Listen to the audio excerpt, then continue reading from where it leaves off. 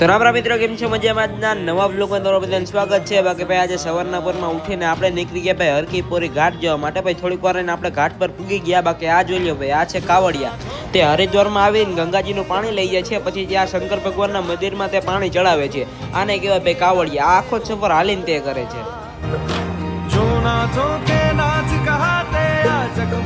પછી ભાઈ આપણે ગંગાજીના પાણીમાં ડૂબકી મારી લીધી। પાણી બહુ ટાઢું, તો બોલો હર હર ગંગે। પછી આપણે નીકળી ગયા ભાઈ માર્કેટમાં આટા મારવા માટે। ત્યાંથી પછી આપણે પૂગ્યા ભાઈ ગરમ લુગડાની દુકાન। અહીંથી આપણે લેવાના હતા 2-3 ગરમ કપડા।